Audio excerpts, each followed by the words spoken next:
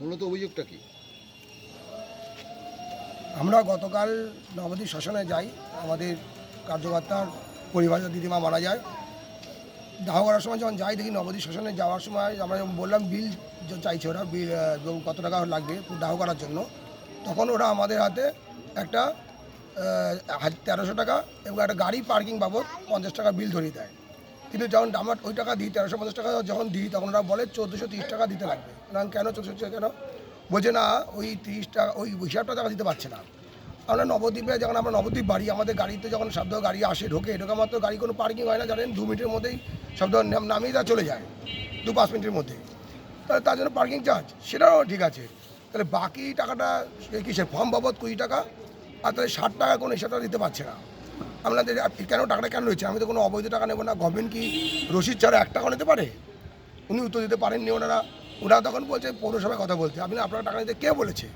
বলছে নবদ্বীপ পৌরসভা পৌরপতি বলেছে। পৌরপতি আমাদের এটা নির্দেশে বলছে, হ্যাঁ এটা পৌরসভার নির্দেশনা হয়েছে, তার সমস্ত ভিডিও ফুটেজ আমাদের কাছে আছে।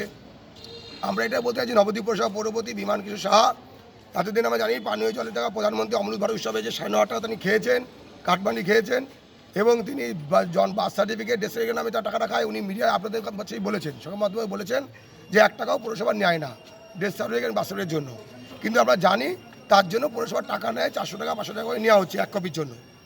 এই সব দিক দিয়ে বিমান শাহ কাটমানি খাচ্ছে। এবারে শ্মশান থেকেও কাটমানি খাচ্ছে, মৃতদেহ থেকেও কাটমানি খাচ্ছে নবদ্বীপের চেয়ারম্যান বিমান কিশোর সাহা। আর এই প্রতিবাদে আমরা গতকালকে থানাতে আইসি সাহেবকে ফোন করে জানাই, উনি লিখিত অভিযোগ দিতে বলে। আমরা আজকে লিখিত অভিযোগ দায়ের করলাম 24 ঘন্টার মধ্যে।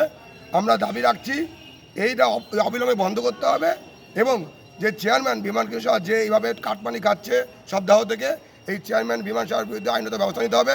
যথোপযুক্ত শাস্তি দাবি করছি আমরা এই চেয়ারম্যানের বিরুদ্ধে। 60 টাকার বিনিময়ে কোনো কিছুকে দিচ্ছে? দেখুন, আগে যে আমরা দেখতাম যে 800 টাকা প্রথমেই তো, তখন 800 টাকার মধ্যে একটা মাটি হাঁড়ি একটা মাচা দিত, তারপরে 1000 টাকার মতো হয়েছিল, সেখান থেকে ওটা দিয়েছে ওটা। কিন্তু পরবর্তী এখন যে টাকাটা দিচ্ছে যে 1300 টাকা, তার মধ্যে সব দেওয়ার কথা। এবার মাটি হাঁড়ি ওরা দিচ্ছে, এটা কি ওটা ওর মধ্যেই আছে, তাই নতুন করে নেবে কেন? যদি তাই দিয়েও থাকে তাহলে সেটাটাও লেখা থাকবে। যদি গভর্নমেন্ট একটা কিছু দিয়ে থাকে, এটা হারিয়ে ওটা যাই দিক, সে যখন সমস্ত খরচা লেখা আছে বিলে, তাহলে ওটা কেন লেখা থাকবে না? বিলে লিখে দিন আমরা টাকা দেবো, তাহলে কেন বিল ছাড়া গভর্নমেন্ট টাকা নেবে? এটাই আমাদের মূল অভিযোগ। ঘাট কর্তৃপক্ষ কি বলছেন যারা দায়িত্বে ছিলেন? ওনারা বলছেন এটা পৌরসভা করেছে, আমরা পৌরসভায় কথা বলেন, আমাদের নিতে বলেছে, আমরা নিচ্ছি। আমরা পৌরসভাকে বলে সর্বোচ্চ প্রধান আমাদের পৌরপতি, তার আদেশ অনুসারে আমরা করছি। আপনারা কিছু বলার থাকলে ওখানে বলুন। আমি বললাম যে আপনারা টাকা নিচ্ছেন, আমরা আপনাকে বলবো, ওখানে কেন বলবো? তারপর দেখলাম ওরা কোনো উত্তর দিতে পারছে না, তাই বাধ্য হয়ে আমরা আজকে নবদ্বীপ থানায় লিখিত অভিযোগ দায়ের করলাম। আপনারা কি নবদ্বীপ পৌরসভায় পৌরপতির কাছে কিছু অভিযোগ জানিয়েছেন? না, ওখানে তো ফালতু জানানো, ওখানে যা বসে আছে আর বড়ি সব জায়গায় তুমি কাটমানি খাচ্ছে, কি উত্তর দেবে? নবদ্বীপের সবচেয়ে বড় চোর যদি কেউ থাকে সেটা বিমান কিশোর সাহা। উনি সব দিতে চুরি করে খাচ্ছেন। যে বিল ছাড়া টাকা নেয় তাকে চোর ছাড়া কিছু বলা যায় না। উনি উত্তর দিতে পারবেন? ওর কাছে বলে কী লাভ? এটা আমরা দেখেছি, এখানে কপিটিও করেছি, আমরা এসপিকে জানাচ্ছি, আমরা এসডিও ডিএম এবং রাজ্যে আমরা জানাচ্ছি, আমরা মিউনিসিপ্যাল মিনিস্ট্রিকে জানাচ্ছি। আমরা আপনার নাম? আমরা আনন্দ দাস, বিজেপি নদীয়া জেলা কমিটির সদস্য দক্ষিণের।